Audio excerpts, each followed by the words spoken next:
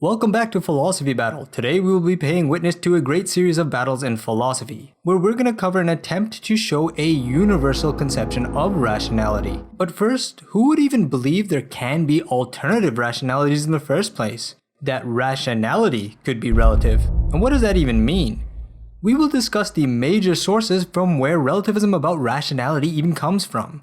And we'll show how philosopher Paul O'Grady will accommodate the relativism that is from these sources away from being about rationality to showing they really just show support for relativism in other areas of philosophy where he has already demonstrated being quite open to relativism, such as conceptual relativity or ontological relativity. So because he's going to do that kind of thing in the first section of this video, I think it's pretty important to explain something first. I hope you don't mind. But if you don't know, this video is actually the final big battle Paul O'Grady is going to have after covering relativism in many different areas of philosophy. In cognitive areas. Not things like moral relativism, whether something's right and wrong, or beauty, if that's relative or not. If they are, that's fine. That's not what we're even talking about. We're trying to be concerned with whether or not things like knowledge and truth are relative. So here are the prior areas, his different chapters before we even got to rationality. Now you don't have to watch all of these to enjoy this video. It will definitely be a video where you can still enjoy and understand some of the great battles here. It will still be fun and great and exciting, I promise you this. But I've actually already made a video for each of those areas. First, explaining the power of relativism, how modern relativism is empowered namely by 5 great philosophers, and the failing of 2 dichotomies, the fact-value dichotomy and the theory-practice dichotomy. And it really pays to understand this for why we cannot simply offhand reject relativism with some kind of naive appeal to so-called objective observation or something like literalism. If you really are insistent that we can objectively just see things and evaluate things with some literal sense of language, then it really would pay for you to check out that video first. But after that, we did a video on truth, where despite the powers emphasized in chapter 1 of this great weapon, he still defends against relativizing truth, that truth cannot be relative. And that's what I called a limit of relativism. Or at least in a lower sense, we can have truth relative to different linguistic frameworks, but not in the general sense. And the general sense of truth, he argues, is always necessary to have. But also in that same chapter, he also had a discussion covering logic, because he kind of used the principle of logic to defend truth, namely the principle of non-contradiction. In that chapter, we kind of showed that actually we could have very different logics, even deviant ones too. And while the use of them may be relative to our different purposes, we've shown that they kind of are still governed then by a higher order system which still operates with the principle of non-contradiction. Then there were these middle chapters, which initially I wasn't going to do, but it seemed like I needed to do them, and for the same reason I'm covering this kind of quick outline right now. But basically, I then made a video on ontology, which is relativism about how we conceive of the world, on what even exists, what is out there, you could say. And he actually allowed for a great deal of relativism there. Not that he endorsed it, but he allowed it because he didn't seem able to conclusively rule against it. But then in epistemology, which is the study of knowledge, we also allowed for a great deal of relativism, but still kind of limited. We allowed for it not just in the ways that everyone already knows and accepts, like the fact that different people know different things because they're in different places and have different experiences, but it was even allowed for more seemingly universal things we know, like math or even logic.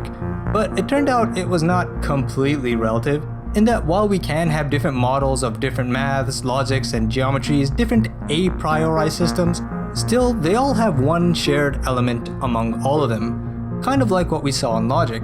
But what is that thing that is shared? And what was that system governing in the logic video? That's what we're covering today, a universal conception of rationality that still therefore allows a great deal of relativism, even allowing for there to be different various beliefs, different views of the world, different geometries, maths, logics, yet some still limited by rationality, which I call the second limit to relativism. Also, by the way, I did make a couple of supplementary videos about Wittgenstein and Quine that I added in here and here, cause I didn't like his explanation of Wittgenstein in the first chapter, so I just made one more off the top of my head without even any proper citation or anything, but I promise it's still super helpful. There's no need to be afraid of Wittgenstein to think he's kind of spooky or mystical or anything like that, and it would pay to get a better understanding of his philosophy of different language games. I also then made a video on Quine, and I made it separate because I didn't want to have to explain what O'Grady thinks of Quine twice, and he talks about him in both of these chapters, so I just made one video so that I can refer to it in both of these areas. I figured that would be easier. Again, you really don't have to watch all of those videos if you really don't want to, but you may end up having to stick with some of what's being said while not fully understanding. And I'm gonna be referring to a lot of those previous videos, not to pester you, to tell you, oh, you really gotta watch more of my stuff and give me more views, even though you definitely should watch more of my stuff and give me more views, please subscribe. But that's not the point. The point is I'm going to be suggesting and referring to other videos because that's part of the technique, especially for the first section of this video, to make sure that you understand what the relativism is really about, how it's actually about relativism about other things. And I'm also going to be suggesting them in different places, kind of more as a signpost for people who want to get more details about what's going on here, can click on them and check out in greater detail if they feel kind of skeptical about something, It's not me constantly forcing you to watch other videos, it's more of a signpost type of thing, if not actually part of O'Grady's technique. But importantly today, I gotta ask you one thing, that while watching, let's be careful not to jump into agreeing with or disagreeing with something on the basis of what merely at first it seems to advance. You will find that O'Grady's argument is actually well nuanced, versatile, and open, and that it actually allows for a great deal of sensitivities even while opposing arguments that may come from the social sciences such as the sociology of knowledge, feminism, anthropology of different people's cultures, including Eastern cultures and the cultures of indigenous people, and so on. Remember, he is not going to deny that there is good empirical evidence for relativism that comes from these fields, but that the support isn't relativism about rationality, rather that it is just support for one or more of these other relativisms previously discussed. So, now let's finally get to the discussion itself. Alternative rationality. What are the sources of it, and who's suggesting it? He says, and whenever I'm interpreting or paraphrasing what he says, I will give proper citation down to the line in the corner of the screen, and whenever that citation disappears, then it's coming from me, not from him. He says that those that are for alternative rationality are often not even clear about what that even means, and they come from the sociology of knowledge, anthropology, feminist theory, and theology. That's right, the religious who may indeed disagree with a great many things that these former believe. But I'll argue that many of them can be accommodated with other forms of relativism rather than rationality. After that, I'll give you my account of a non-relative rationality and defend it, but also will address 3 particular major lines of attack against even giving an account. Then I'll explain how my strategy is different from another non-relativist, Donald Davidson. Well, actually, for our sake, we don't really need to discuss Davidson, so I've decided not to cover that, or at least not in this video. But maybe in my next video when I'm giving a kind of general overview of this book of Paul O'Grady's, then I might talk about how he differs from Donald Davidson and what his final position is on that difference. Anyway, so first we're going to set up all of these positions one by one, and then we're going to discuss how to approach them. First, from the sociology of knowledge, Barry Barnes and David Bloor defended relativism about rationality from the sociology of knowledge. These, by the way, are the SSK, or from the Strong program. They were actually our motivation to even come here to the battlefield of metaphysics to talk about this weapon, relativism, because they were using it to extreme degrees and in order to challenge and discredit science. So we don't even have to technically go back to the battlefield of the philosophy of science in particular to take on these guys at least. Why? Because today, O'Grady himself will take them on. Today, the SSK members will be defeated. At least these ones in my opinion. Anyway, they reject a universal conception of rationality and instead hold that there's only local ones relative to context, culture, and historical epoch, and so on. Now it seems to me that they do this in 2 parts. One is in challenging beliefs and the other is in challenging inferences. So for the first one, they do this by emphasizing the empirical conditions under which beliefs arise, like your senses and the environment, your surroundings when you first got those ideas and beliefs about rationality. And those are always local and particular.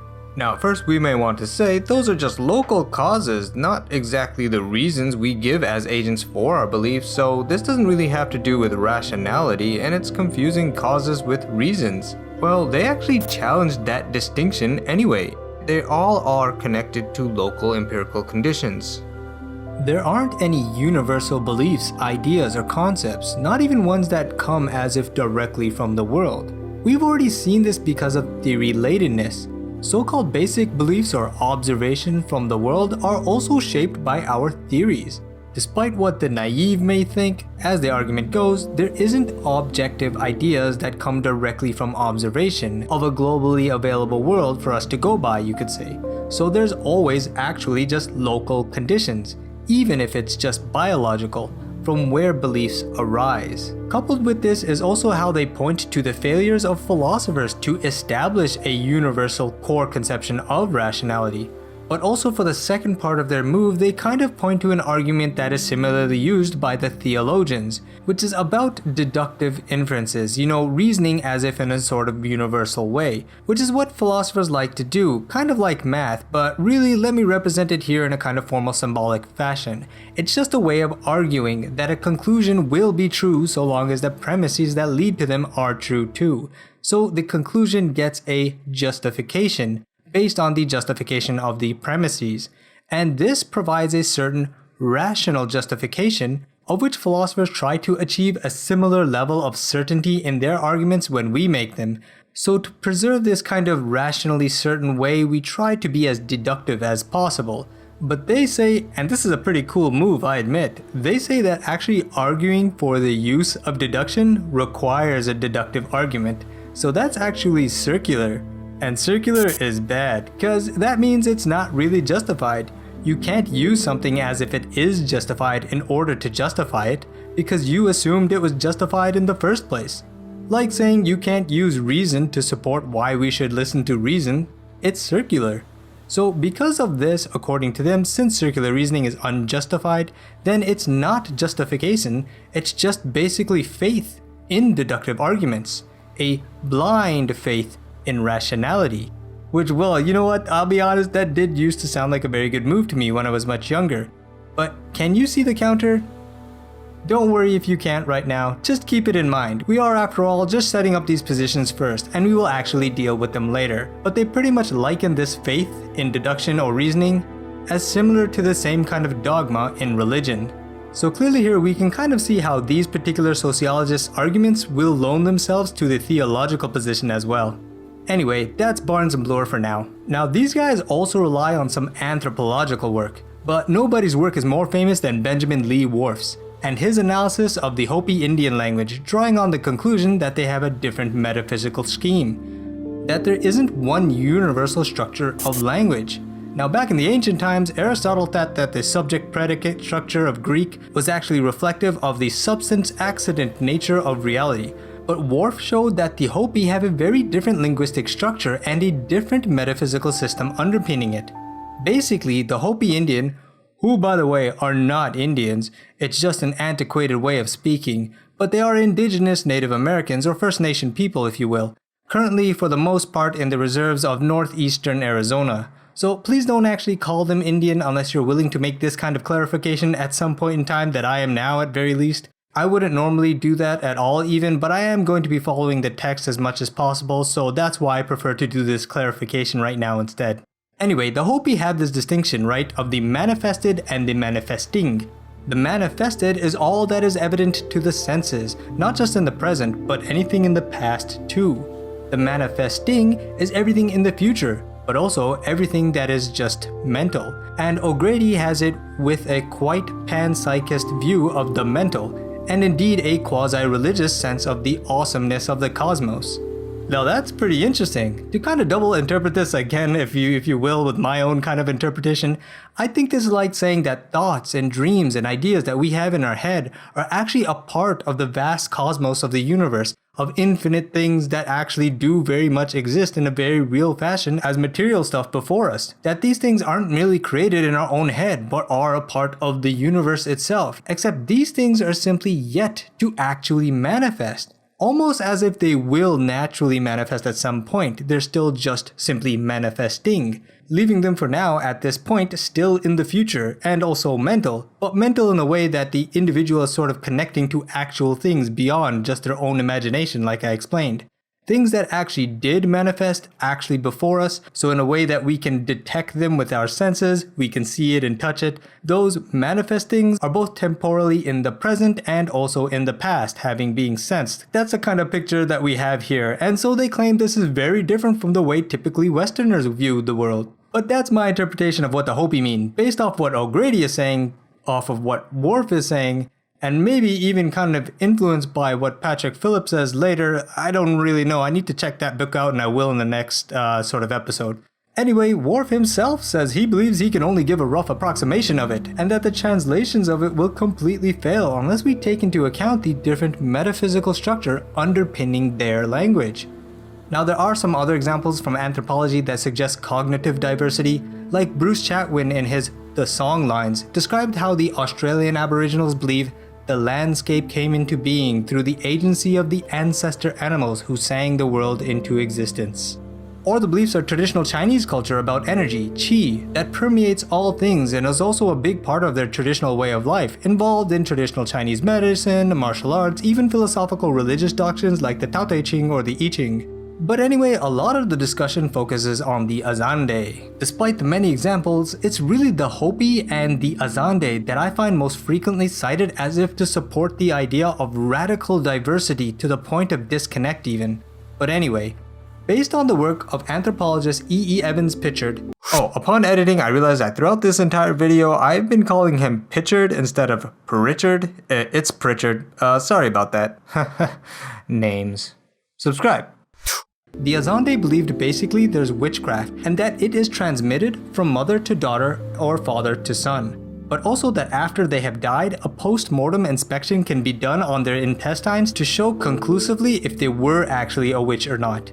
So this is pretty different from typical Western thought, but yo, that's not even the main point. The point is that despite this post-mortem inspection that is supposed to be conclusive, people can still go on acting like the person was in fact a witch. And as Lawrence Simon says, the Azande may treat somebody as a witch despite clear deduction to the contrary conclusion from facts they accept. Yet the Azande do not appear to be aware of, much less concerned about, this apparent contradiction in their beliefs. So they apparently accept contradiction, a major break from Western modes of thought. Again, so remember these two in particular, the Hopi and the Azande. Social scientists use anthropological studies of both of them to support the idea of very different metaphysical systems, but also as an example to show that people can exist without the principle of non-contradiction, that they seem to have radically different rationality therefore. So that's anthropology. But now let's move on to feminism, which is actually a special case, and you'll see why. A challenge to the standard model of rationality comes from feminism, as O'Grady writes of that position, that our ideas about rationality may be affected by gender issues and biased in important ways. Now, Professor Lorraine Cold, who I address as Professor, O'Grady doesn't, but that's my personal preference, please note that. Anyway, Professor Cold notes that feminists have tried not to be labeled as relativist because that label can actually get them ignored. But it's time for them to come out and stand by being labeled as relativist. It is important as part of their interest is to contextualize, historicize, and localize the epistemological project.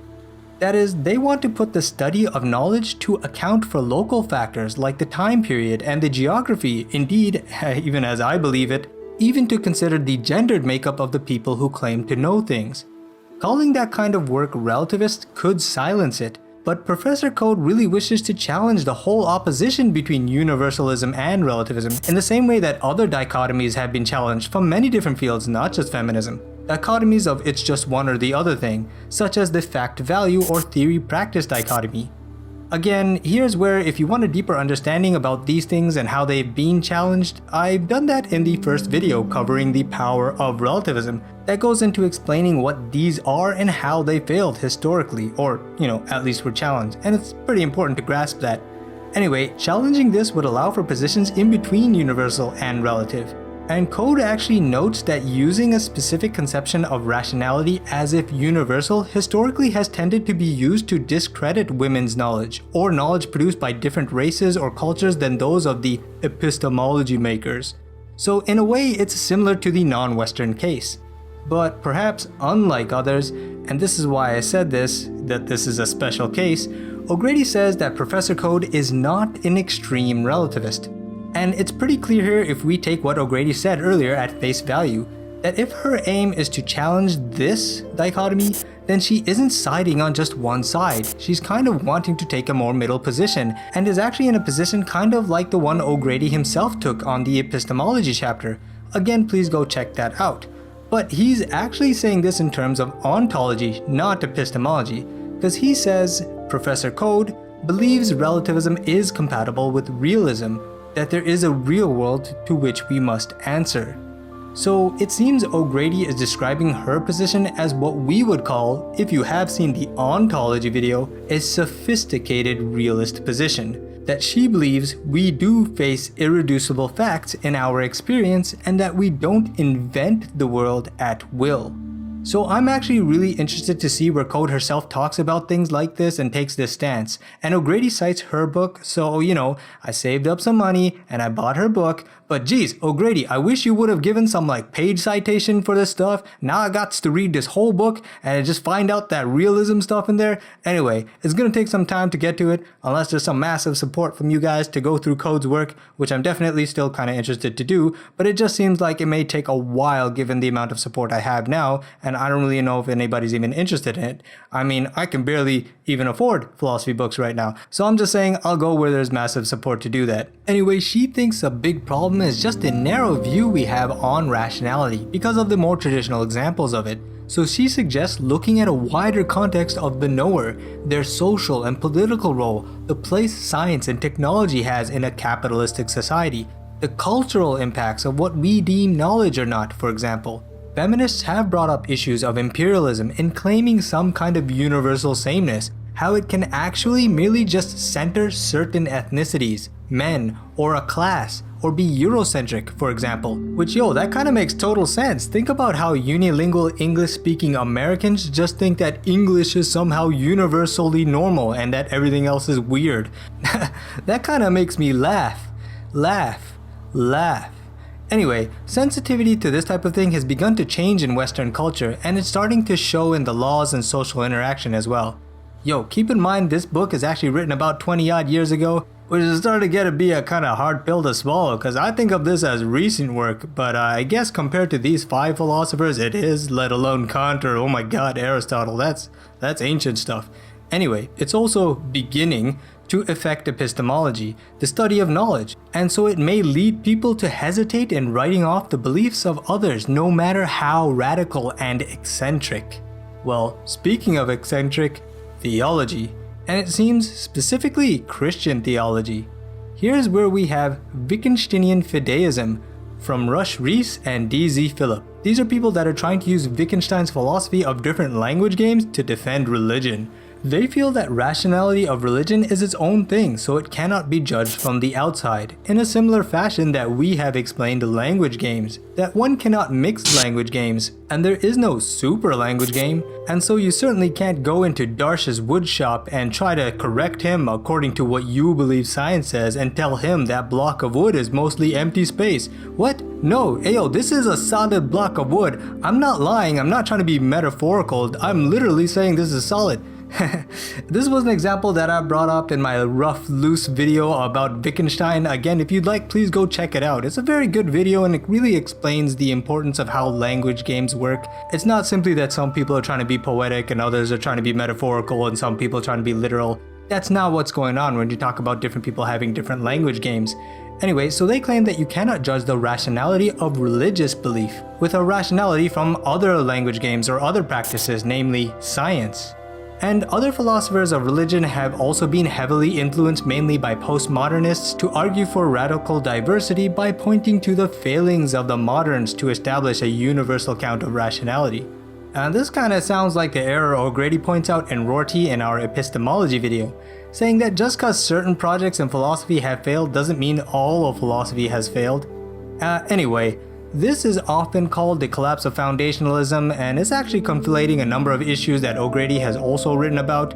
But regardless, these philosophers in their reaction to this failure, they kind of push a religious worldview based on aesthetics. What? Really?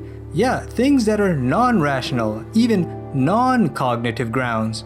So not things like truth, logic, science, knowledge, or reason. A standard way of presenting this is the idea of incommensurability of many facets of culture, so there is no single core rationality among all of them. The point is, they feel we should not even be looking for a standard of rationality that can be used universally. And here we have that similar point that was made by Barnes and Bloor earlier, that it's all based on faith anyway, because even rationality is just regarded as a competing faith. So, before you get lost, basically the point is that all four positions say there's a need for alternative conceptions of rationality. But, I mean, it's pretty obvious if you've been watching this series up until now, that many of these aren't even about actually different ways of fundamentally thinking, you know? Like the way we think itself. They're just about how we think different things, that we believe different things. He says none of them are clear on what alternative rationality even means, that many of them can be explained with other forms of relativism we have covered, which were acceptable according to O'Grady, and that don't threaten the possibility of a universal rationality. So like Worf's examples are clear cases of conceptual relativity, where different categories yield different ontologies. Right, that's fine, that makes sense, we argued for that. Or how Professor Code is actually arguing for widening the scope of epistemology, not really a new rationality. Now the Azande example and the Chinese example involves beliefs about reality, and whether we consider them true or false, that doesn't even have to do with different rationality. We're not saying they are false, but even if we did, that doesn't mean we're saying they're irrational. Remember to the epistemology video, it's actually perfectly acceptable to be justified in believing what you do and still not know the truth, according to an internalist picture, which is indeed the one O'Grady claims to be using here. But there's a further discussion about this that we'll see soon. O'Grady points out that it is possible that two different belief systems could also be empirically adequate, so that they don't contradict the empirical evidence. In this way, it's like saying that neither of them even have to be kind of wrong in a technical sense with the empirical evidence. They can both be consistent with the evidence. Now he makes a couple of points about how some think that theories are just meaningless anyway, even if they are empirically adequate, if we can't verify or falsify them. But it says that doctrine itself is charged with dogma, and I'm unclear if he means it like this or not, but I guess he's saying that that doctrine itself isn't sufficiently verifiable or falsifiable too. But anyway, listen, the real point O'Grady wants to make is that even if a belief system is different but not wrong because it's also empirically adequate, that doesn't mean there's a different rationality that needs to be invoked in order to understand them. He gives the example contrasting Aristotle and Berkeley as having contrasting metaphysics. Both we can say were empirically adequate, so neither were wrong in that sense, but importantly, we don't take them to indicate different rationalities. Different metaphysical systems doesn't imply different rationalities.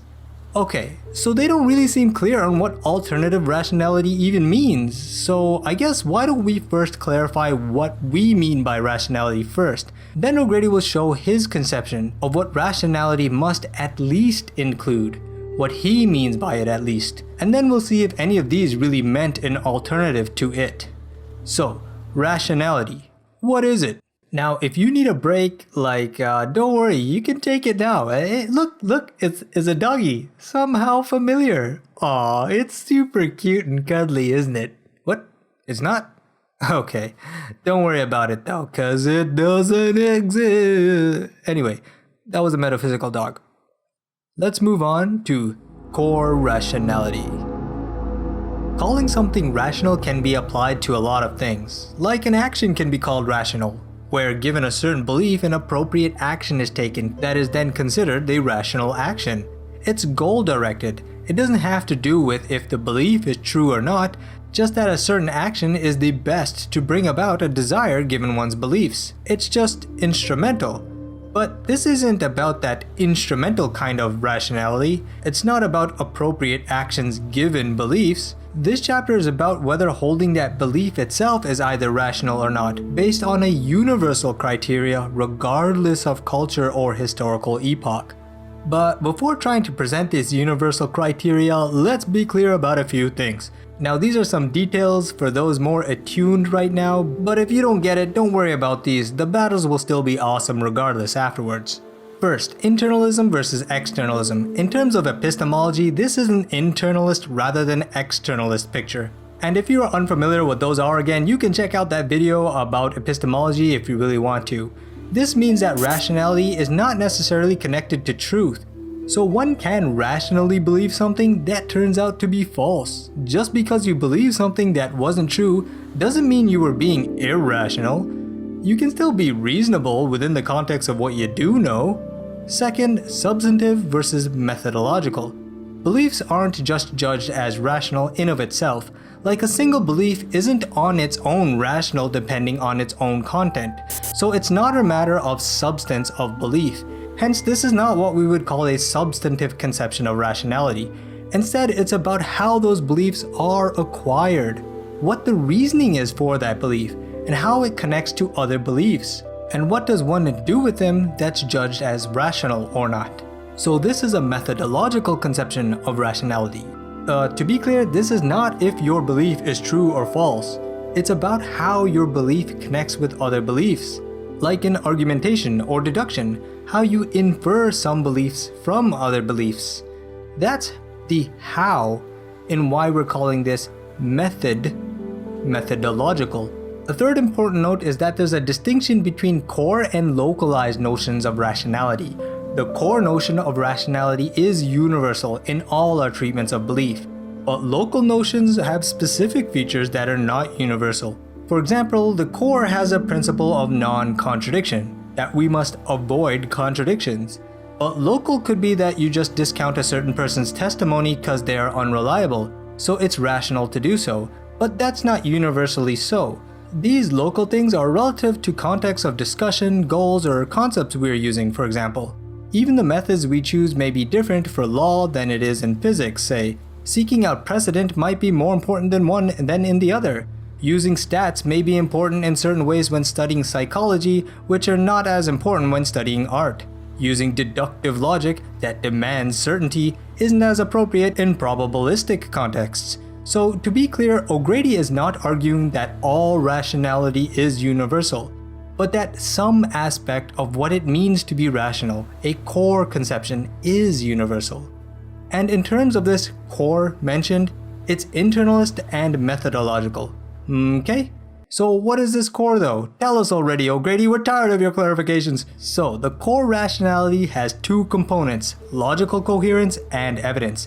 And each component has a negative in the sense of restriction and a positive requirement. So there's 4 principles. We're gonna go over those principles now. Principle 1, non-contradiction. So here is the place to where he went from what I had called his setup in chapter 2 on truth. Basically, in chapter 2, he did what I called a setup. And from that setup, he takes it to here and here, as I pictured it. And the setup is just that he explained and detailed why we must avoid contradiction. And briefly, it's because contradiction would prevent us from saying, thinking, or putting forth anything substantive. So if you're interested in exact detailed discussion about that and why we have to avoid contradiction, why the principle of non-contradiction is so important, then please check out my video on truth, the first area that Paul O'Grady defends against relativization. And here in Rationality, it is being invoked presumably on the same basis. He says even if in certain very particular situations we can make use of a logic that is paraconsistent or deviant, still these are governed by a general criteria that does work on the principle of non-contradiction. So Paul O'Grady is saying that while okay, there could be certain special limited local cases where we may perhaps use a logic that is deviant enough to drop this principle, when we are deliberating, thinking about, or assessing that particular logic or any other for particular cases, for example while doing quantum physics, still those assessments, criteria, or judgments themselves will be governed by our rationality that does always have this principle of non-contradiction, sort of up here in the more general sense. Contradictions are bad. So there's a general presumption for all discourse that contradiction must be avoided.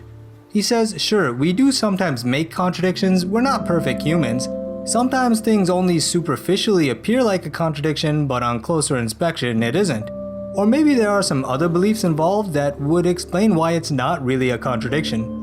Or it could be that some concepts are just vague enough not to be contradictions. Heck, maybe we don't even realize it's a contradiction. What this principle holds is that we cannot be rational and consciously accept what we know to be a genuine contradiction. To do so would not be rational. Principle 2. Coherence among beliefs. This is just a stronger version of that first principle. The first one was just denying having contradictory beliefs, but this one actually seeks more positive connection between beliefs. And O'Grady also points this out with coherentism in that epistemology video, that this isn't just non-contradiction, because you could have a bunch of beliefs that don't even connect to each other, and technically they therefore don't contradict each other, but the idea here is to have beliefs that actually do connect to each other inferentially, that some beliefs stand as reason for other beliefs. And also, like he points out, sometimes certain beliefs don't cohere well despite the fact that they're not contradictory. Like, it's unlikely that P and P. Both of these don't technically contradict, but they don't cohere well, and what we mean is to make our beliefs a coherent whole. And yeah, of course, it's going to be hard if not impossible given our limited resources of time and attention and memory to get all of our beliefs to fully cohere. But this is just more of an ideal to strive for. It's a goal of the methodology of our rationality. Remember, we were talking about how this rationality is evaluating how beliefs connect to each other, not about evaluating the belief itself. In this way, the principle is saying that they should cohere, they should connect as much as we can make them. Principle 3 is the non-avoidance of evidence. This is basically don't avoid evidence if it's possible that it would impact what you take to be true. To use all evidence available to you, even if what you argue for still ends up being not true. So under this principle, avoiding evidence that is pertinent to your position is not rational. Principle 4. Intellectual honesty. So just like 1 was avoiding contradiction and 2 was to increase coherence, since 3 was to not avoid evidence on the positive side, 4 is to maximize evidence. And he calls this intellectual honesty, because he means not only to look for the maximum evidence of one's own view, but also to be fair and honest in evaluating competing views, to assess and be fair with the opposition. Now he phrased it this way, but I kind of feel like he should have stated maximize evidence not only for your own view, but views opposing you. I think that's what he means by being fair, but in a technical sense, maybe he did not want to be saying it that way because it might give credence to the idea that it is evidence contrary to you, and in accordance to our own philosophical understanding now, you would actually interpret all evidence with your paradigm, your view. That is, in your position, you should also be able to explain how the opposition's evidence as not really opposing your own view anyway, so I think that's kind of why he didn't say it like that. Anyway, these are the 4 principles that are the core model of rationality. These are about coherence, and these are about evidence. These are more negative, not to make contradiction or avoid evidence, and these are more positive, to be as coherent as possible and use all evidence as possible. Note, I'm leaving open what even counts as evidence here, and I'm open to the fact that the need for coherence can be tempered by our limited resources. So this leaves a great deal still open for relativists, but the core conception itself applies everywhere. We can call beliefs rational. So does this core hold up against these so-called examples of alternative rationality? Well, let's see if these are actually opposing this core in some way. Let's start with Barnes and Bloor.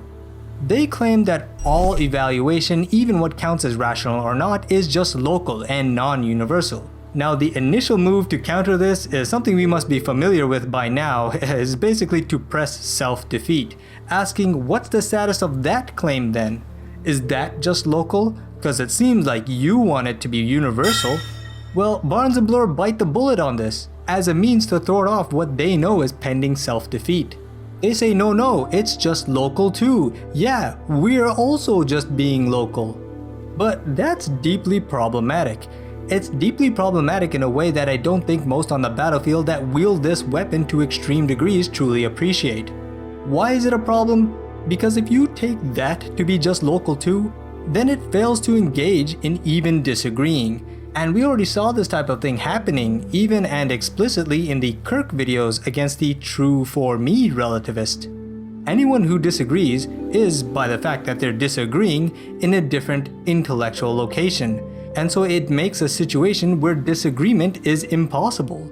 So it's not an adequate characterization of intellectual exchange if you can't even disagree. Based on their own view, they can't really engage, let alone convince others, other than those that are already committed to the exact same views as them. So the principle of non-contradiction is actually essential to debate and argument. And we've gone to some good details of exactly why this principle is inherent to assertion in the truth video, so could pay to really check that out. But anyway, holding to a core universal rationality can still allow for us to be contextualized in important ways in epistemology and various logics, and hold many categorizations of reality. But it seems it still allows us to hold each other accountable to being non-contradictory. So I think he's just trying to proclaim that their position actually prevents any real engagement, while O'Grady's picture allows for engagement, because it works while even justification can be contextualized, we can have different models of logic, and even different sets of the a priori, and have different ontologies. And if that's true, it kind of still feels a little bit out of place here for me. But anyway, I love pointing out or developing this fork situation of my visual and strategy of capturing these relativists, where on the one side either they are making a universal claim in order to universally deny that one can make a universal claim and thus commit self-defeat, which is terrible, or there is the other place where they are effectively being silenced. And actually there are different degrees of effort required by us who oppose them to see they are silenced. One is just that they realize their philosophical situation properly themselves and choose to actually say nothing, in which case that's actual silence. But O'Grady is actually pointing out one of the other two, where they end up effectively saying nothing even though they're trying to say something, of which we already came across two of those in our journey from Kirk and O'Grady. One is the idea happening right now that O'Grady is pointing to, that if they still wish to say something, but claim that what they say, to use Barnes and Bloor's language, that what they say too is just local, that they aren't being universal, so it means that they can avoid self-defeat, then they aren't engaging beyond their own local context or paradigm anyway either. They can't really correct or deny or oppose anything outside of them anyway. They cannot oppose those who do make universal claims. But we'll talk about this more when it comes again. While I do have this image up though, the other effective silence is when they try to remain local, but we push them into an infinite regress, forcing them forever into qualifying their own position to be careful to avoid making a universal claim, but then never being able to actually make their case or say anything. Nothing is universal and objective. Well, is that universal and objective? No, it's a relative and local. And is that description of it being relative and local an objective description? No, that too is relative to our paradigm. And is that claim that it is relative to your paradigm an objective claim? No, that's just relative to me also. And that's relative to me. And that's just relative to me. And so on and so on. And so a good philosophic warrior can push them into an infinite abyss, an eternal condemnation of effectively never being able to say finally something at all, while forever trying to. And we saw this in the Kirk episode. It was one of Kirk's cool moves that I covered in my bonus video. It was also a quick move that O'Grady used to point out how a general non-relative claim is always going to be required. But I'll talk about this fork again later, which is my visual description, not O'Grady's nor Kirk's, even though we all do seem to know the kind of situation the relativist is in, which hopefully you will really understand by the end of this video. But for now, let's talk about O'Grady, cause this video isn't about me, I'm just a shadowy internet nobody here. Unless you subscribe, then I'll be on my way to being a real person. Anyway, he then deals with anthropological examples which can be treated, as he pointed out earlier, as just having different categories, different sets of concepts used to make sense of the world. Whether it's the Hopi or the Azande, they can still be considered rational if they are holding to these principles. But wait, O'Grady, it seemed like the Azande were, and often are, used as proof that they act with contradictory beliefs.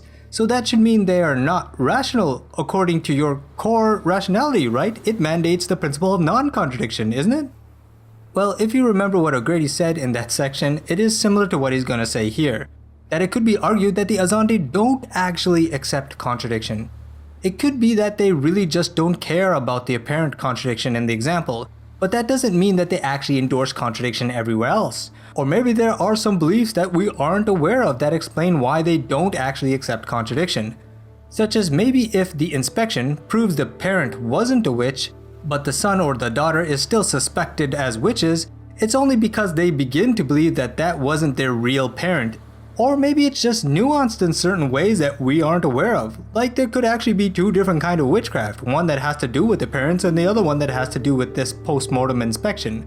There are ways of absolving the Azande from apparently accepting contradictions. But the cases with the Hopi and the traditional Chinese examples are actually much more clear.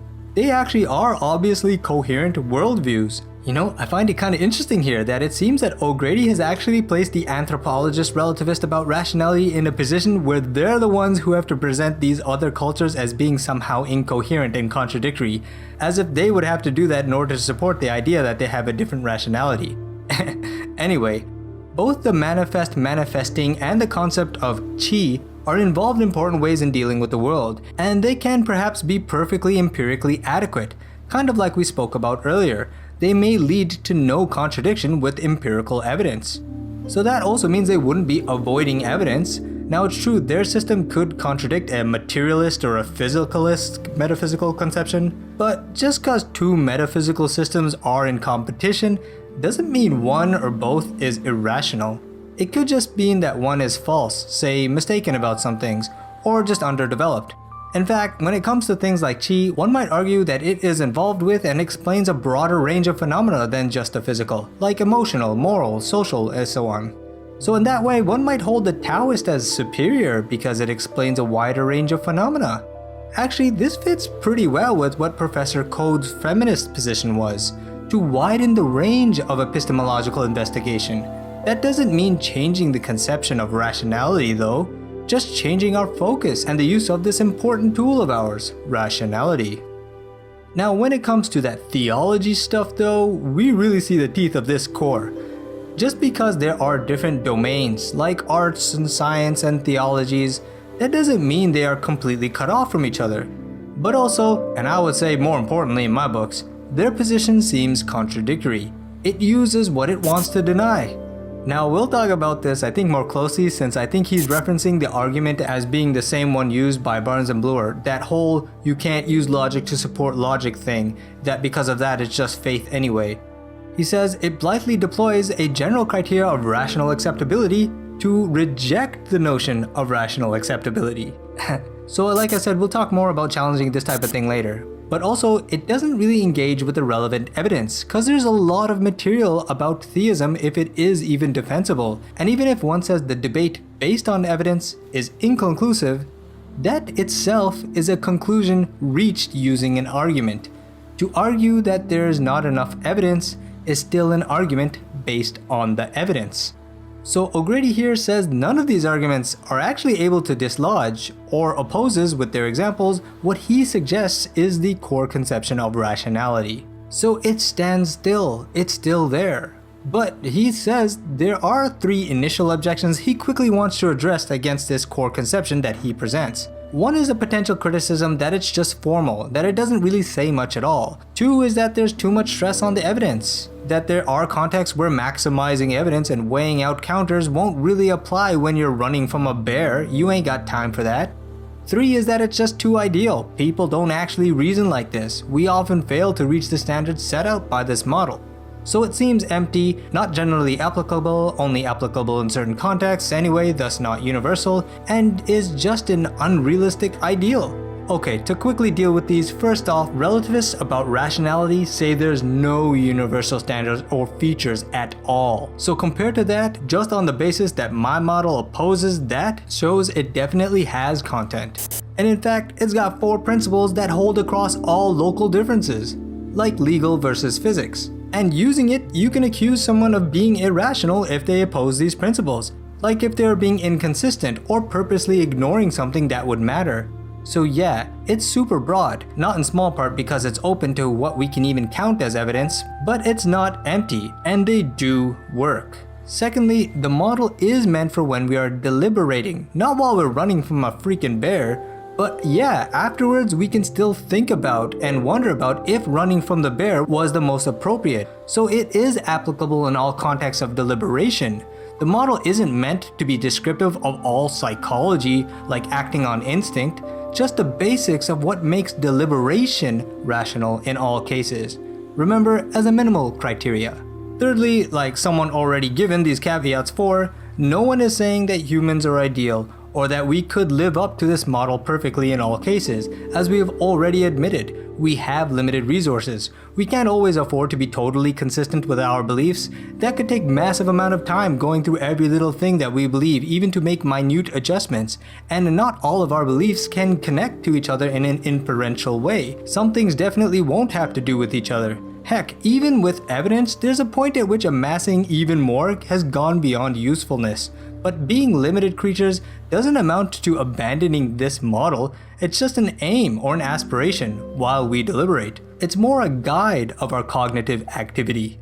Sure, there's going to be trade-offs between, say, consistency and time available, but even in that trade-off, those principles are still functioning.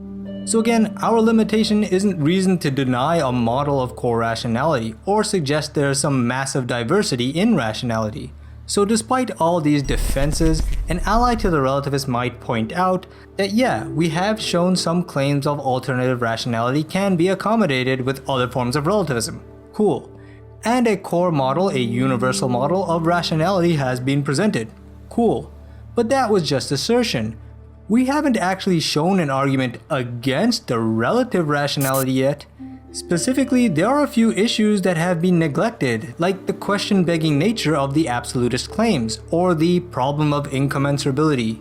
So, so I think this is a good place for ending this section of my video, because the real battle of this video is in the next section. It will be him taking on what I called the 3 major lines of attack. Of these 3, the first is especially important in our journey. It's where he will be taking on these opponents, Barnes and Bloor of the Strong program, the SSK, and also I get to visualize this fork of mine while still sticking to what O'Grady is actually saying.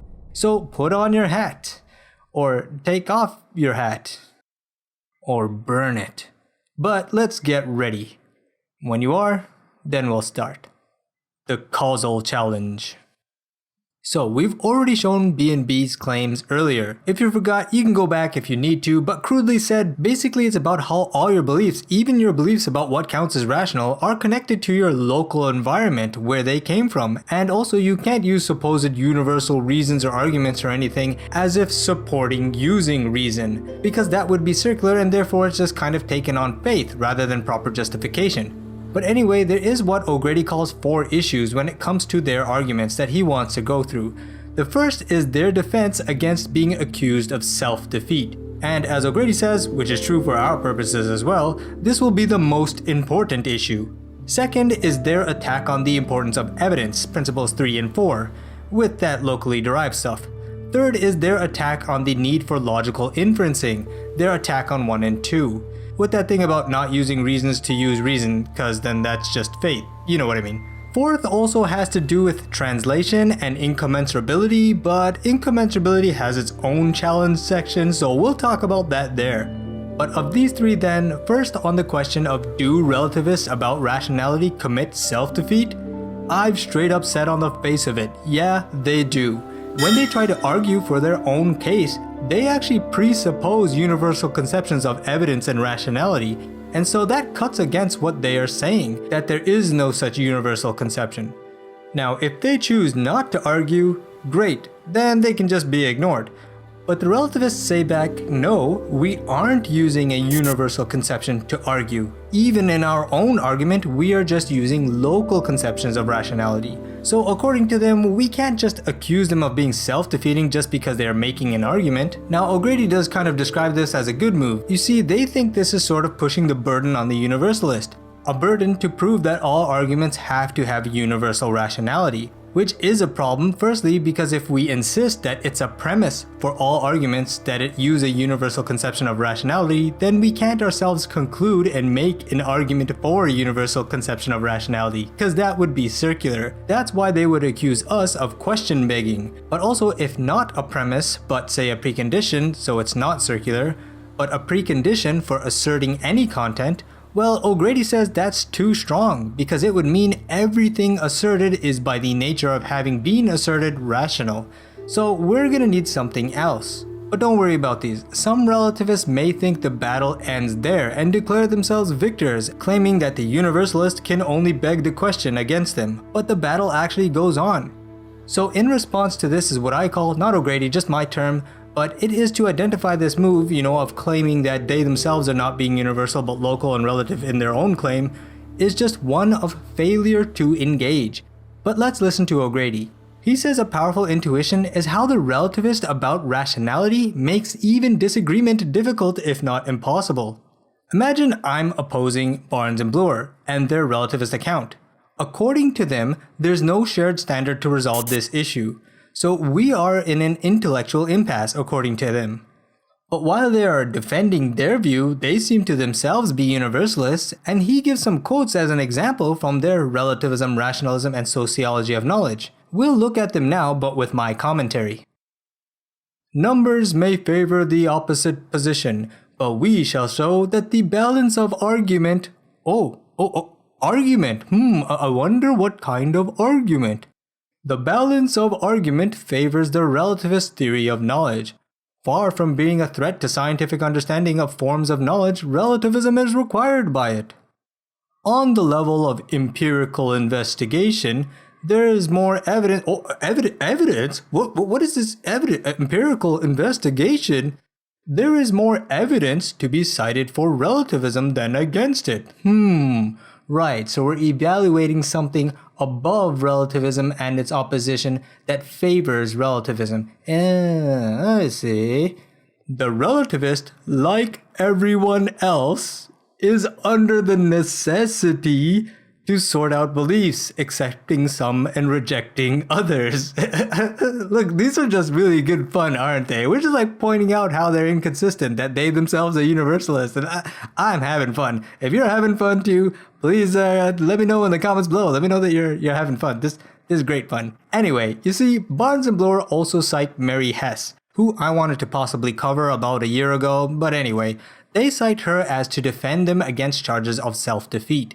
And again, it's just the idea that they're using their own local standards when they argue as well. She points out, what I actually did in the ontology video, that relativists redefine terms from truth and rational and cognitive grounds to truth relative to local culture, rational relative to local culture, and cognitive grounds relative to local culture, etc. So culture determines all of this junk for them.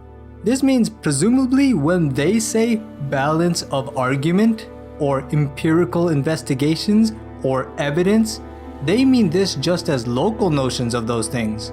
So local to who then? Does that mean they're allowing for in a different context that there could be more evidence against them? By this way of arguing, the relativist allows for the opposite of what they say to be true. It's the funny or horrible situation relativists are in when they say relativism is true but try to proclaim that even that too is just relative to me or to us. So then you are actually allowing others to say relativism is false for everyone, and that is acceptable according to the relativist. The relativist will not be able to engage with that. They wouldn't be able to say, hey, that's not true, other than that it's not true for them. So they aren't even going to be able to engage in opposing the universalist. But because it seems like they really are still trying to say something, they are trying to engage in order to deny the universalist, or how we make sense of the whole idea of them defending relativism as if it is being opposed, that it seems pretty clear that when they are using these kind of terms to defend their position, they mean them also in a universal way. Now, Hess's defense also unites the concept of rationality with that of truth, saying that it would only be self-referential if they were using a universal concept of truth as well. But because even their sense of truth and rationality is relative, that means it's not actually self-referential either. But we've already seen in chapter 2 on truth that the relative notion must be rejected, so relativism about rationality too would thus also be. The arguments presented by Barnes, Bloor, and Hess, if interpreted relativistically, have no strength against opponents of their views. If not interpreted relativistically, they are self-refuting. To be clear here, he is pointing out that either they engage with others outside of their bubble to oppose others or to make their case and commit to self-defeat, or they stay in their own bubble, don't commit self-defeat, but then can't really oppose anyone, in which case they have been effectively silenced. That those who are universalist or objectivists can actually go around unopposed by them anyway, so their response to self-defeat in a way does damage to them also, effectively silencing them. What a tight situation. Anyway, so that solution to avoid self-defeat isn't all that good. But let's move on. Like, what about this second issue then, about the locally relative beliefs? These guys are saying that all criteria of evidence is context dependent. They make a distinction between absolute or context independent judgments and local or context dependent judgments. But the distinction between these two things isn't the same as the distinction between these two things. One can actually have an absolute judgment that is context dependent. We saw this kind of thing in the epistemology video, and like there again, O'Grady uses this example of indexicals, like saying I am in Paris. Yeah, the truth of that statement is relative to who is saying it. There's a context of who is saying it. But once that context is made clear, we can still say in an absolute sense whether it is true or false. So just because it's context dependent doesn't mean we can't have an absolute judgment about it. But O'Grady says the relativists ignore this kind of potentiality for still being absolute, as they think once you show something is context dependent in any way, that it can't be absolute. But this kind of relative absoluteness, if we're even allowed to call it that, is an important part of our beliefs, and that itself is not relative to anything further. He says that he brings up this point that these relativists point out that any belief is relative to some background set of beliefs, and that the background set isn't necessarily true, not fixed by nature, since it could be different, but the non-relativist about rationality doesn't need to show that those background beliefs are universal. As we would say in epistemology, they aren't or don't need to endorse foundationalism. When it comes to rationality, they aren't saying that a certain set of beliefs is universal. What they are being absolute about is the relation of our foreground beliefs to the background. It's about how our beliefs are connected to each other. Remember, this is methodological rationality, and it's on the basis of how they are connected that we judge if something is rational or not. So just because relativists can point out that meters are arbitrary unit of measurement and we can have whatever sort of units we want, and what led to a meter being a certain length has some social and historical context, maybe even political and gendered roots. But that doesn't deny the absolute judgment that my home is 8,000 meters from my work. 8 kilometers, or 8K as I would say when I do runs. At least I'll start saying that when I start running. Anyway, sure, 8K being described that way has a context. And it could be interesting or even helpful to understand why that is. But given that background, the distance is 8K. Or I could have 5 miles instead. But that's a case of conceptual relativity. It's a different set of concepts. But given them, my house is still judged, in an absolute sense, to be 5 miles from my work.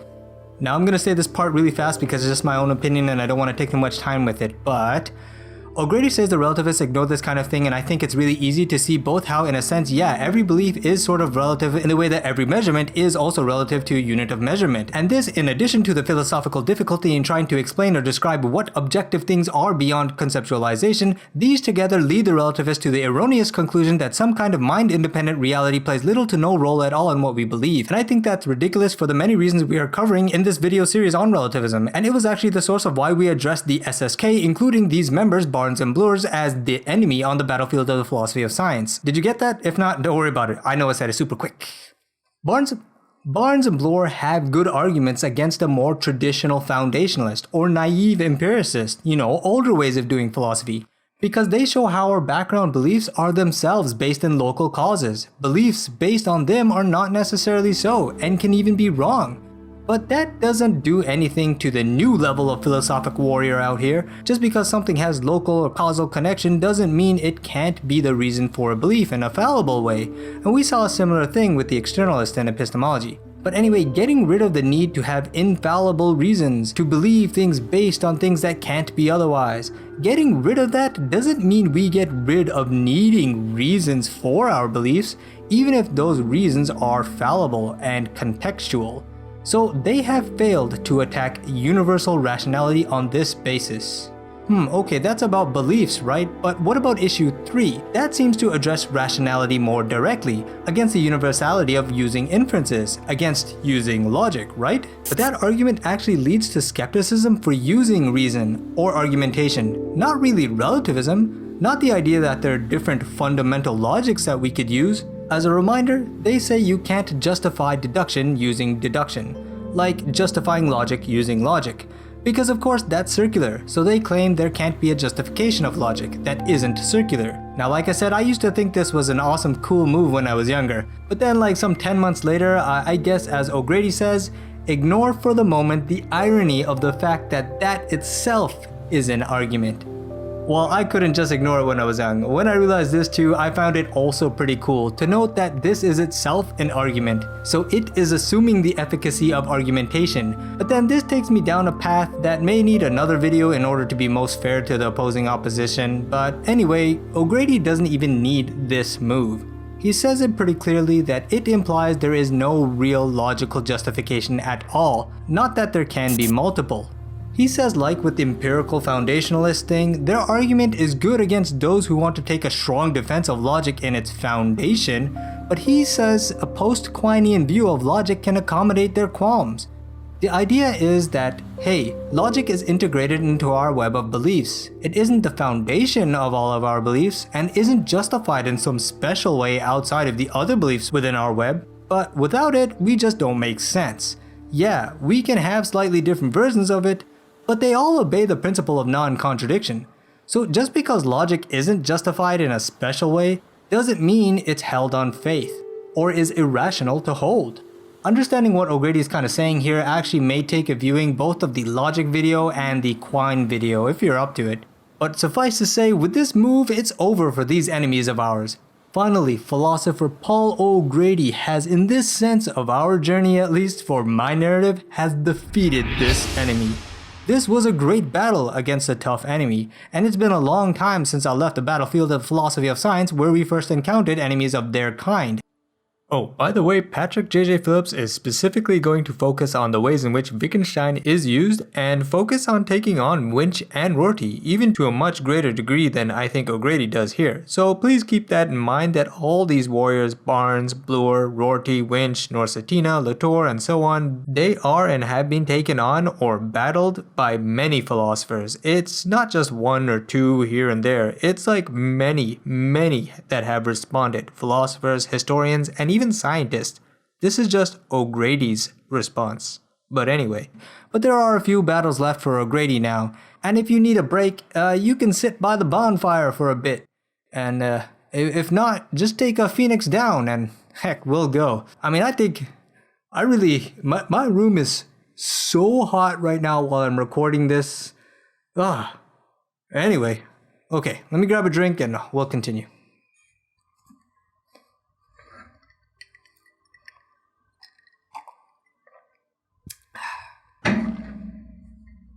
Okay, Azande. The cultural challenge. So the argument is that different cultures can have different rationality and it isn't universal. And the examples offered of a culture with different notions of rationality to Western, liberal, post-enlightenment democracy, of them the most notable is the Zande tribe that we kind of spoke about earlier with that witchery stuff, remember? And to note, if I haven't yet, they are the Azande, but to say it as singular and as an adjective to describe something, you say Zande. So Zande language or Zande culture of the Azande.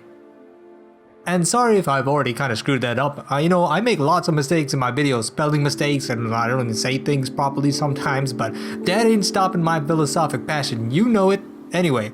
So this dude E.E. Evans-Pritchard, right, he lived among the Azande in what was called at the time the southern part of Anglo-Egyptian Sudan in the 1920s. It's been dissolved now. I think the area is just meant to be what we would now call South Sudan. Anyway, so he gave an account of his day and their people in Witchcraft, Oracles, and Magic Among the Azande in 1937. Now, they have been studied independently also by French Dominican and the British, and E. Evans-Pritchard is British, if that matters to you. Anyway, for the Azande, witchcraft and magic is intertwined in their everyday workings, inseparable from their culture, like seeking witch doctors to counteract magic or seeking oracles about the future.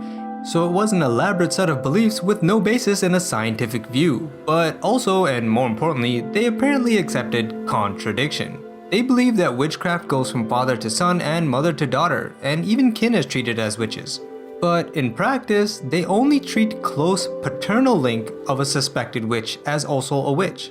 So they accepted both sides of this contradiction. Sorry, I just have to interject here because I found it a little bit unclear. There seems to be multiple possible claims of contradiction, not just that in practice it's the paternal relation that actually has them treat another as a witch, but also Paul O'Grady described it differently in an earlier part if you remember, or maybe I didn't understand it.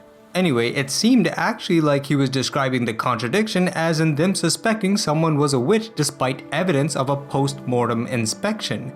And really, that too was a bit unclear. If he meant that it was the same person, or if it's that someone's offspring is still thought of as a witch because of the lineage thing, even when the inspection has shown that the parent was not a witch. So I'm unsure which of these cases it was, but anyway, I guess that doesn't really matter. The point is, this is claimed to be an example of a culture with an alternative rationality, as if they're accepting contradictions. But many think this is way too quick a conclusion. But hey, we're not gonna go down the path of just saying, oh, they are irrational. Instead, O'Grady identifies 5 interpretations of what's going on here. The first one is the intellectualist one, where they are rational, but just mistaken about their beliefs, mistaken about grammar, or even about witches. Either way, they are mistaken, but maybe not unlike Westerners in the Middle Ages. That doesn't mean they are irrational. The second interpretation is a mystery position, where we will never know or understand anything about them at all because they are so different from us, that there's no real contact here anyway. So I guess that means we can't even judge either way. 3 is the pre-logical position, that such tribes have mythical or pre-logical thought, that it's not an alternative rationality but a different kind of thought. 4 is a symbolic position. Basically, they don't really mean literally, it's just symbolic, an expressive way of speaking. So I guess we're not even supposed to be judging them as if it is rational or not. The 5th is the final and the actual relativist one, where they actually have an alternative rationality than the Western liberal one, so they can't be judged based on the standards of a different system. Now this last one is the one that we're most interested in, but first about these other ones. The mystery one is obviously way too strong, because if it were true, the whole account of Evans-Pritchard that he gave itself wouldn't have even been possible. And given that he gave a lot of details about those other things too, this just can't be right. Next is the pre-logical one. That was actually withdrawn. Now O'Grady doesn't say exactly why, but I think it's because of the political impact of still pretty much claiming that other cultures are irrational. So instead for now, because it is still suggesting that there are alternative ways of thinking, it gets assimilated into the relativist position. Now the symbolic one, I find this one to be personally pretty popular among many people. But anyway, it seems to make unimportant what the Azande actually do believe. The Azande really do believe in the power of witches. The symbolic interpretation is a position that says it doesn't matter what they feel, the real reasons are just that these beliefs are an expression of dealing with forces beyond one's control, like disease and death. So it seems to actually remove what the actual people intend, and it's more of a causal explanation of why they believe these things, but that doesn't actually account for the reasons given from the agent's point of view for their beliefs, which is what we're talking about here anyway when we talk about rationality.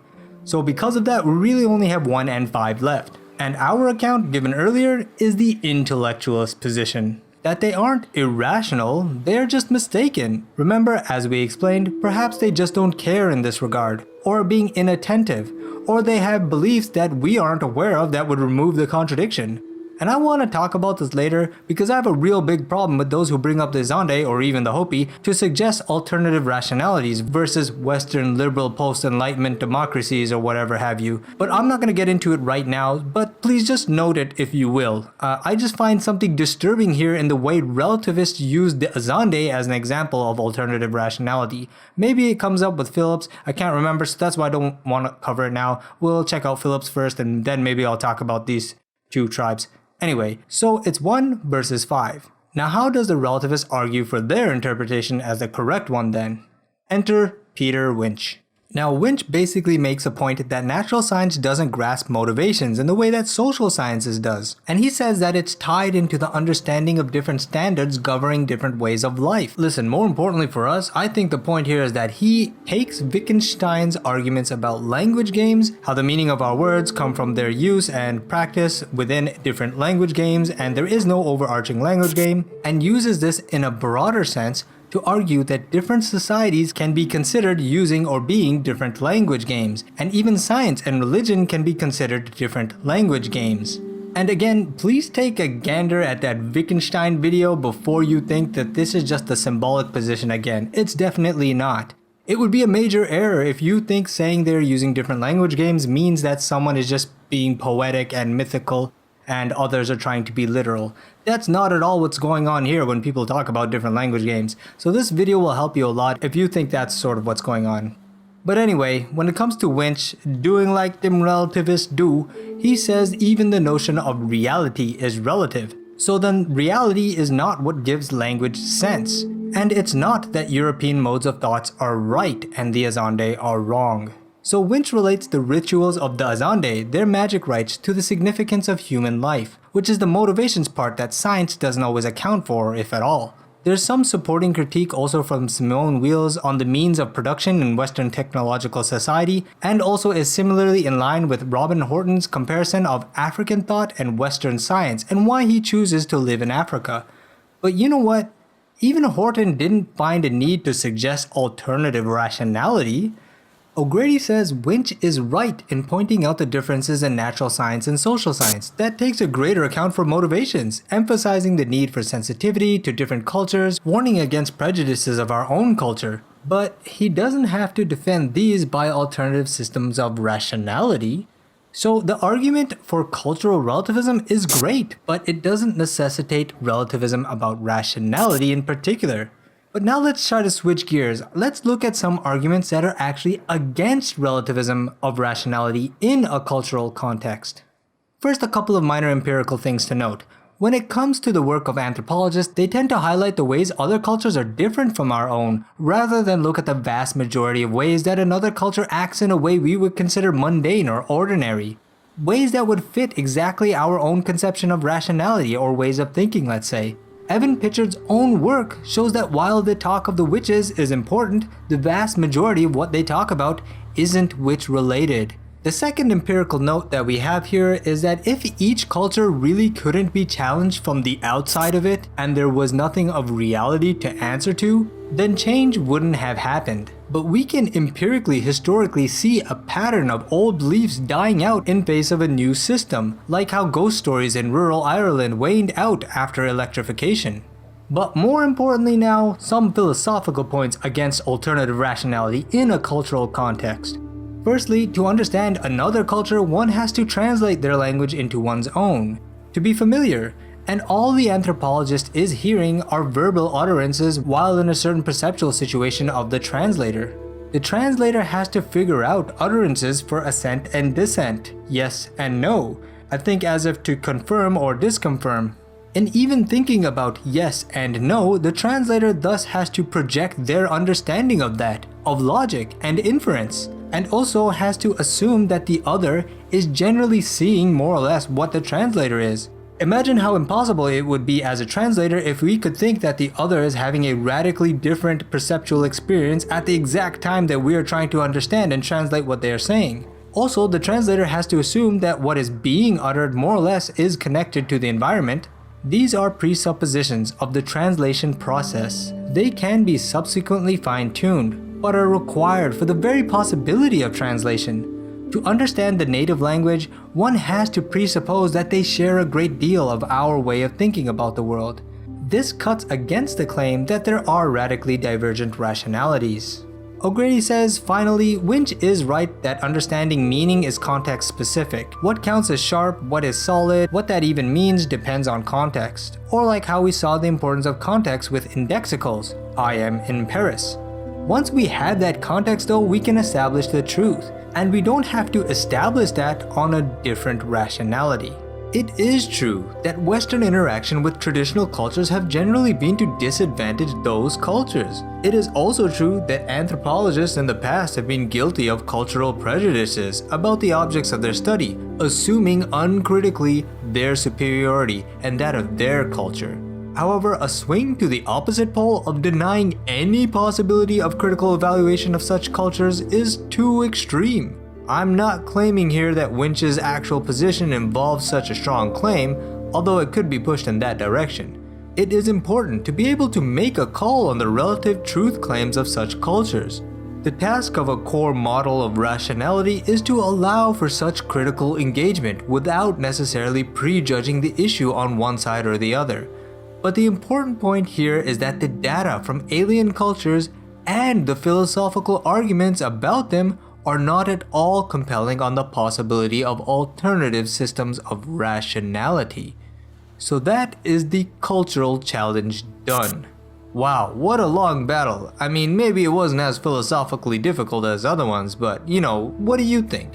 Anyway, again, if you need a rest, watch this loading screen. It's for your brain. Anyway, we've finally gotten to one of the 5 great philosophers credited to empowering this weapon to the modern philosophic warfare by O'Grady, and whose philosophy I, along with others including Stephen Cole, credit the most to creating a sort of gateway allowing radical relativists onto the battlefield of the philosophy of science to attack and discredit science. This is going to be the final challenge.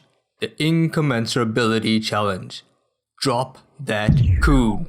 Kuhn's idea of incommensurability has become a major weapon in the relativist's arsenal, loaning his work to a strong relativistic reading, even though Kuhn himself never wanted this, and as O'Grady says, has been at pains to temper that interpretation in subsequent work. Now, the actual word came from the discussions of Pythagoras. Now, the actual word came from discussions about Pythagoras' theorem and how it works, how with certain numbers you can actually have whole numbers all the way around this right triangle, and with others you can't have them whole all the way around with the same unit of measurement, that is. So in that case, it would be incommensurable. But whatever, don't worry, we ain't here to talk about math and geometry. We're here for philosophy, and the point is that there is no shared measurement. The numbers don't really fit together. And in Kuhn's philosophy, he means that different scientific paradigms don't fit together, like say Newtonian and Einstein's, or Tycho and Kepler. This has 2 major implications. One is that you can't translate between 2 languages. If we're thinking of languages as being different paradigms, they are instead sort of cut off from each other. And 2, that you can't judge one from another paradigm, and there's no neutral judgment as if outside from some super paradigm to judge both. Now we'll call this first one meaning incommensurability, because what you mean can't really be translated. And we'll call this one knowledge incommensurability, because you can't really make a knowledge judgment between one or the other. Now, MI entails KI, but KI does not entail MI, meaning if we can't mutually understand terms, then knowledge judgments can't be made either. But sometimes we can mutually understand terms and still not be able to make knowledge judgments.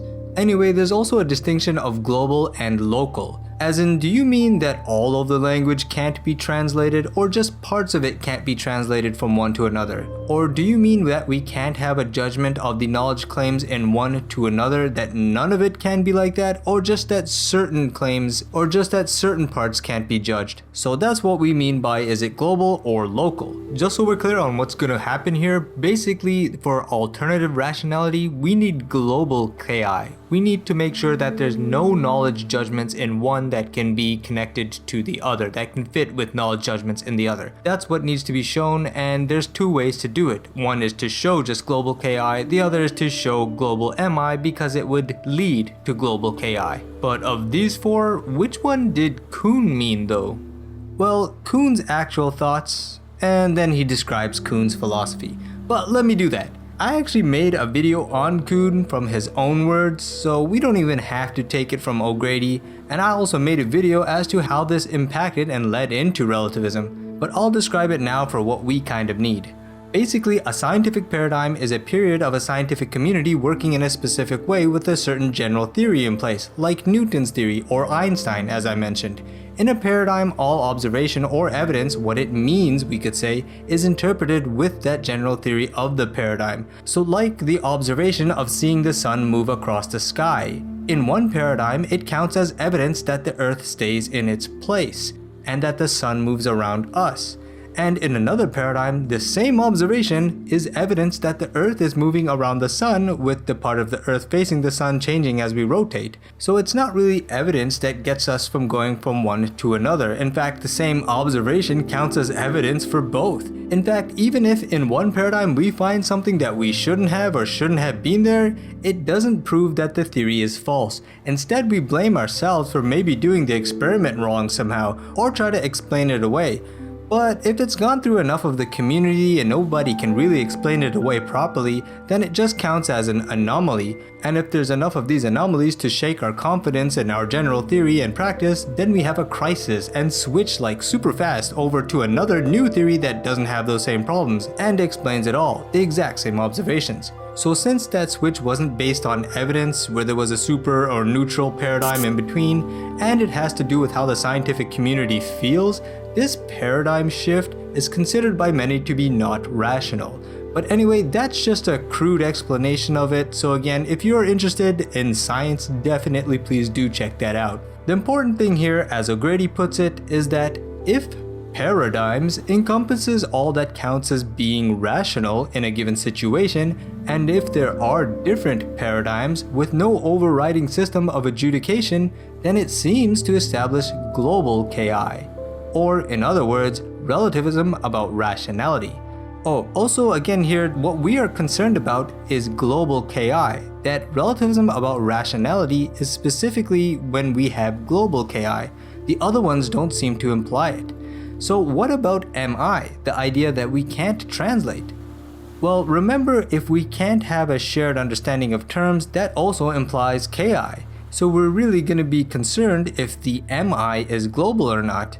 And it does seem like Kuhn is saying that a term's meaning changes in a different paradigm. So it leads to Ki then. But is it global or local? For that respect, O'Grady points to how some statements Kuhn makes implies that the Mi is global, like working in a different world. But also there's some statements indicating he means local. The world of his research will seem here and there incommensurable with the one he inhabited before. Now remember, incommensurability of both kinds is one of those things that relativists use to defend themselves, and they mean it globally. So they want these. But Kuhn's own work itself shows that it is not global Mi or Ki, or else it would have undermined his own work. We saw this with Rorty and Stitch and B&B. Kuhn's work is describing different paradigms, as if from the outside of them. If the claim is that terms cannot be understood outside the paradigm in which they are used, then one cannot compare paradigms in the way Kuhn has done.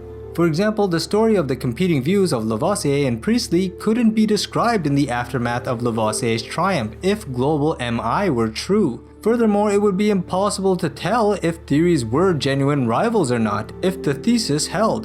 To establish rivalry, some common ground is required. If claims of global Ki were true, then it would be impossible to tell whether a new paradigm was more successful than another at answering anomalies of the old paradigm. To even count different paradigms as competitors, there must be something shared.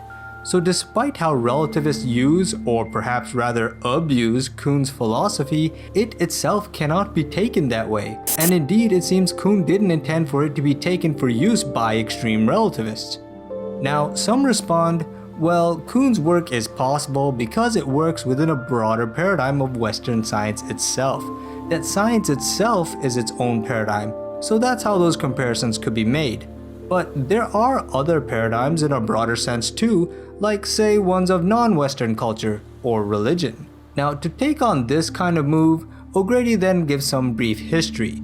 O'Grady says despite how the philosophic lore tells us that Kuhn and Quine took down the positivists in the 1950s, the positives were actually more nuanced than people take, like how they actually did know about theory-latedness, for example, and some of their ways continued into these later guys too. O'Grady is showing this because he wants to show how one such positivist, Carnap, his ideas about linguistic frameworks actually prefigured Kuhn's discussion of paradigms. And when it came to Carnap, he thought questions about truth in philosophy are clarified within a linguistic framework, and outside of it we shouldn't even be doing philosophy. We can't then say one linguistic framework is universally better or more true or something. The only question we should be concerned about is one of pragmatics, a pragmatic choice of which framework is the most convenient to use.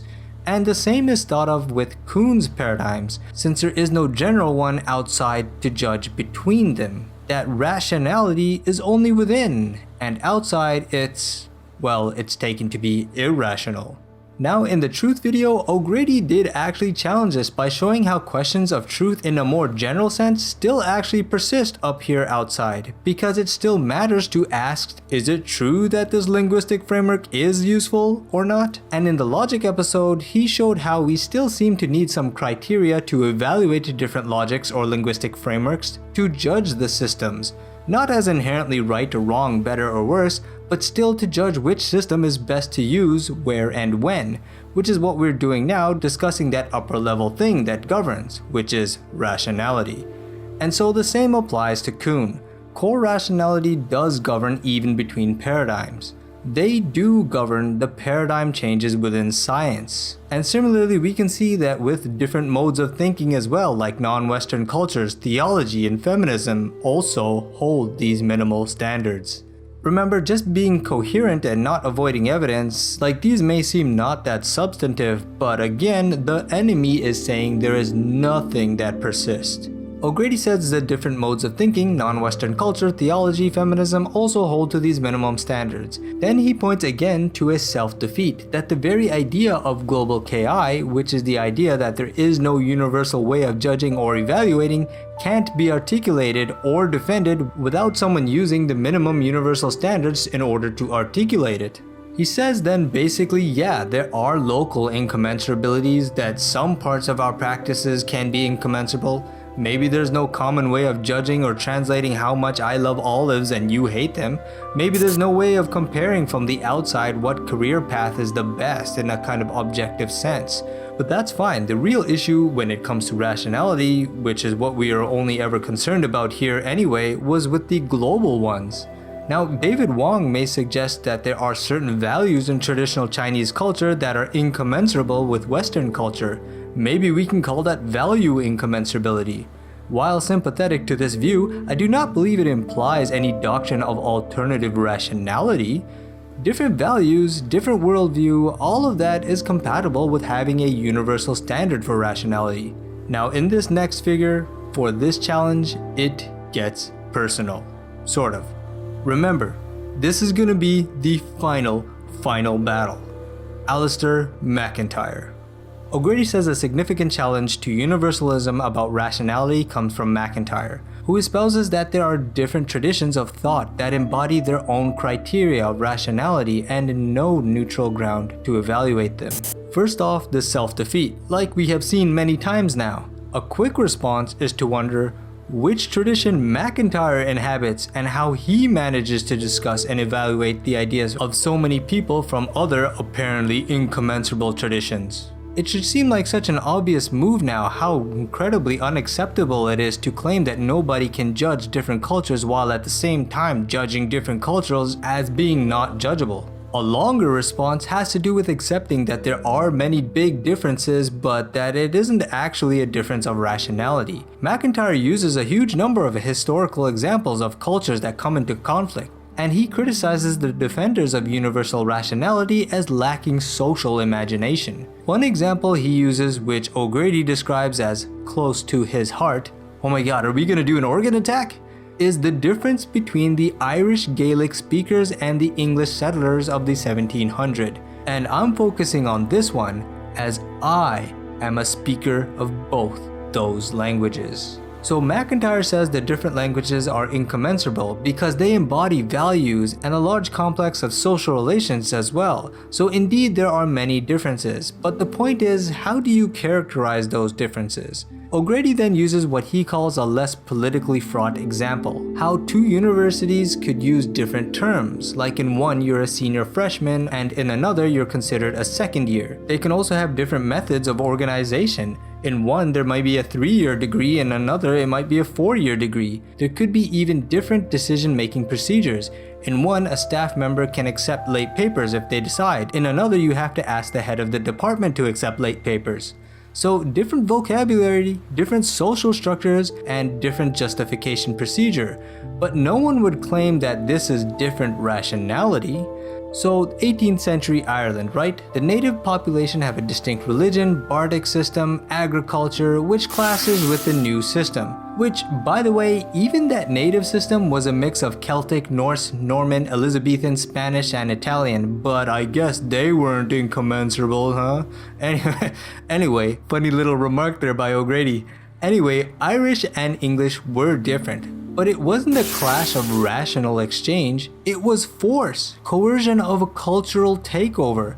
No need to suggest the Irish reasoned differently than the English. And here I think he makes a beautiful point, and I'm gonna highlight it. Indeed, one of the main propagandist planks of cultural clashes such as this is to claim that such differences do exist, that one culture is dramatically inferior to the other with regards to rationality. As a propagandist cartoon such as those of Punch illustrated, differences can be articulated as having different vocabularies, different systems of concepts, and different systems of justification, but there are also underlying common features beneath the differences. The Irish of MacIntyre's example had elaborate systems of argument that obeyed the universal principles of rationality. So I love what's being said here, what's being made clear here. At least for me. So I would like to take this as an opportunity for a point I would like to make, working off something that is being said in this quote. Because many, as we have seen, of these relativists from the social sciences are motivated by being weary and skeptical of any claims to universal anything, in part because historically claims of universal many things, including science, logic, truth, and rationality, were used as a way for an oppressor to justify their oppressive actions. But the relativists, rather than challenge that claim, seem to actually accept these, as we call them now, propagandist lies, including that others are somehow fundamentally different, that we as others are in radically different worlds, have our own sciences, our own truths, our own logics, our own rationality, and thus the relativist not only accepts but supports being segregated in the deepest and widest ranging philosophic sense. The extreme relativist who reacts to both the failings of philosophy to establish what was presumed to be universal and to the abuses done with claims to the universal end up supporting the idea of alternative everything. However, I think this is a major error. We have seen, but I will cover it more in my next video, why doing this philosophically is a terrible strategy. You will end up being caught in a fork of self-defeat or effective silence. Further, they continue to accept both the abuser's claim that the abuser's belief is somehow based on these things, and the belief that others are radically divergent from them. As O'Grady is pointing out, that radical divergence is itself a part of their propaganda. And so both of these narratives from the oppressor are actually accepted by the extreme relativist. As I am trying to explain, they accept these things in order to act as if there are alternatives to them rather than challenge the claims that they make, the oppressor makes, that their beliefs are somehow rooted in science and logic, truth, or rationality. Now, I find when it comes to modern online discussion with big figures out here that are quite popular, which I'm actually currently too afraid to even name as an internet nobody yet, that when it comes to confronting and debunking oppressor propaganda and hate arguments, even those that seem to proclaim a more relativist conception as if to be perceived of as more open-minded and tolerant, still actually nevertheless use this strategy of challenging their claims that the oppressor's beliefs is based in science or logic, for example. Now, we'll talk about this more in a next video or episode maybe with that next book, Patrick J.J. Phillips, who gives a wonderful discussion of applying what we learned from O'Grady to a wide range of what I would call enemies. But that too I'll talk about in that next episode, episode 10.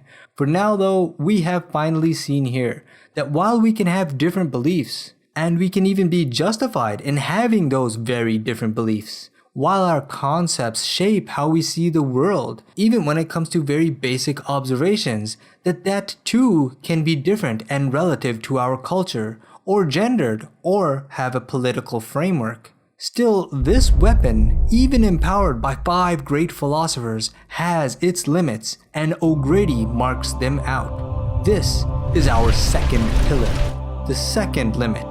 We cannot accept relativism about truth or rationality. Upon this second pillar is supported what I will speak of as the power of the philosophic or metaphysical eye. This is our lighthouse. We can keep track of ourselves anywhere in any philosophic field with it in mind. It will become the power by which we understand philosophy itself. What this power is one you will have achieved after watching this series of O'Grady. But also Kirk maybe, certainly if you include Patrick Phillips. So in the next video, I will go over O'Grady's final commentary about relativism and what his deal is with Davidson, but then I will go over what I feel is actually lacking in O'Grady, and from that criticism I will offer to you this power by which you will wield this philosophic eye in your journey forever. So join me, and to join you must subscribe to my channel.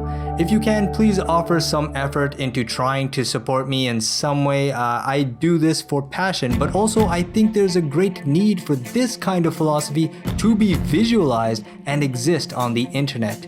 You can help me on Patreon or send me a one-time donation on PayPal.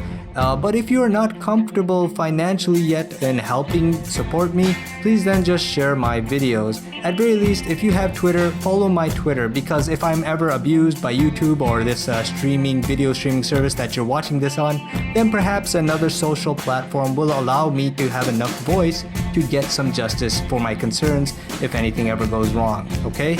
Thank you. Oh, before you go though, keep in mind, victories can be had.